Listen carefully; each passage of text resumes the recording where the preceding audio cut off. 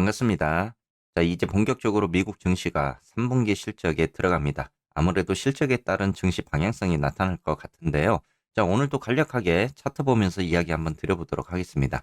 오늘은 먼저 국채 관련해서 이야기를 하자면 그동안 미국 국채는 역대 최악의 상황을 보여줬지만 조금씩 벗어나고 있는 모습입니다. 자, 아무래도 이스라엘 전쟁 리스크가 부각이 되면서 그동안 매도세를 보였던 국채로 자금이 들어오고 있는 모습을 보여주고 있는데요.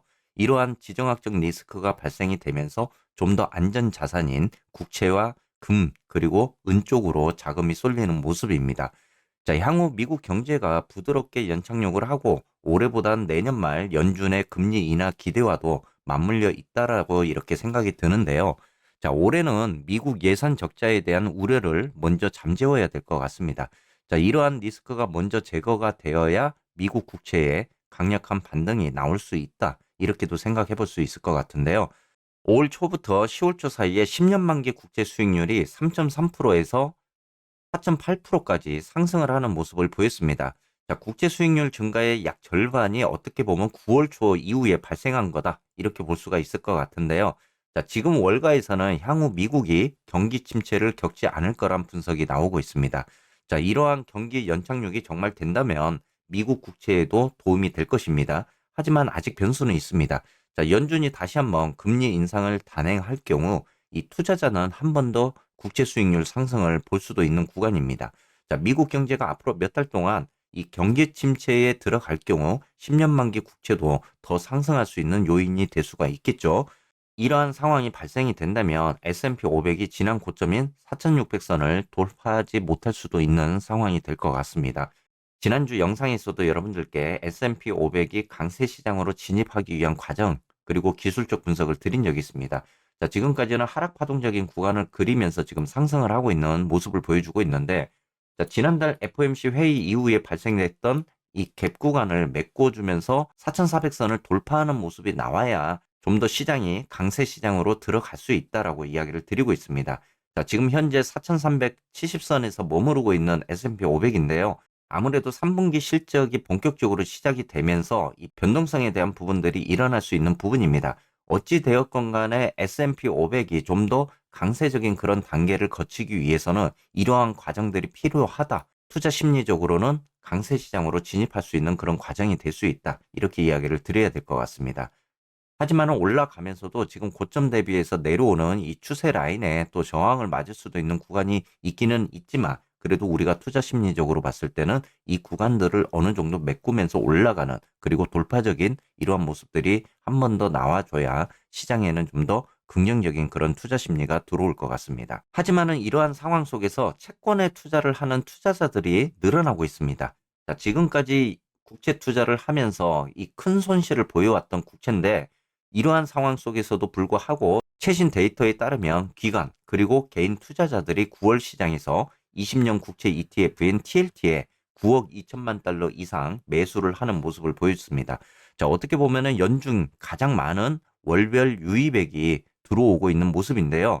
자, 어제 같은 경우는 TLT도 86.2달러 선으로 밀려나면서 마이너스 1.6%를 기록하기도 했습니다. 아무래도 지금까지는 지정학적인 그런 리스크가 발생이 되다 보니까 이 변동성에 대한 부분들을 지금 보여주고는 있습니다. 하지만은 이러한 리스크적인 요소가 많은 상황에서 국제 투자로 인한 수익을 보기까지는 아직까지는 좀 더 시간이 필요할 부분인 거는 같습니다.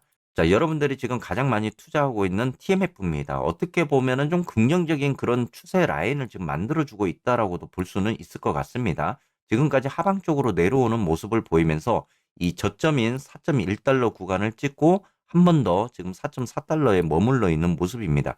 자, 아무래도 가급적이면은 이 저점을 높이면서 올라가는 파동 추세가 나와주는 게 좋겠죠. 그렇지만 채권의 기술적 분석이라는 거는 워낙 많은 변수가 있습니다. 여러분들께도 이 경제적인 이슈, 정치적인 이슈 등 이러한 지정학적 리스크적인 부분들이 워낙 많다 보니까 이 채권을 기술적 분석으로 이야기하기에는 좀 어려울 거는 같습니다. 하지만은 우리가 추세적으로 봤을 때 이러한 모습을 보여주고 움직이는 형태가 나와준다면 조금 더 도움이 될 수 있는 부분이겠죠. 자, 이러한 상황 속에서 TMF가 상승적인 그런 추세를 그려주고 간다고 그러면은 4.8달러에서 5달러까지는 단기적으로 일단 상승하는 그런 모습들도 보여줄 수는 있을 것 같습니다. 하지만은 이 중앙 추세 라인을 아무래도 하방 추세 라인을 돌파하는 모습이 나와줘야 그래도 5.5달러까지도 우리가 볼 수 있다. 이렇게 봐야 될 것 같겠죠. 그나마 다행인 거는 이 TMF가 계속 하방 쪽 추세를 보여왔다가 이스라엘 전쟁이 터지면서 본의 아니게 국제 수익률이 하락하는 그런 모습을 보이다 보니까 이 채권 가격이 상승하는 그러한 모습들을 지금 보여줬습니다. 아무래도 지금 안전 자산에 자금이 좀 몰리는 그런 상황이 TMF에게도 지금 도움이 되고 있는 상황이죠. 자, 그래도 이 제가 여러분들께 워낙 시그널 상으로 봤을 때 바닥권적인 그런 구간에 있기 때문에 이 TMF를 어떻게 보면 단기적으로 매수를 하고 수익을 낼 수 있는 그런 구간은 될 수는 있습니다. 그래도 아직까지는 워낙 많은 그런 정세적인 리스크가 많다 보니까 이 국채를 투자하시는 분들은 이러한 리스크를 어느 정도 안고 투자를 하셔야 된다. 이렇게도 이야기를 드려야 될 것 같습니다. 자, 다음은 속설도 한번 보면서 이야기 드려보도록 하겠습니다. 자, 지난주 금요일 어마어마하게 급락이 나왔습니다. 저도 지난주 이렇게 수급상으로 매도세가 강한 모습을 보이면서 이 홀딩하고 있던 속스를 매도를 하고요. 어제 다시 매수적인 부분들을 가져갔습니다. 자, 어제 한 번 더 단기적으로 제가 이 수익화하고 한 번 더 밑에서 다시 재매수하는 그런 부분들을 지금 가져왔는데요. 자, 아직까지는 속슬이 19.5달러를 좀 지켜주는 게 가장 중요할 거는 같습니다.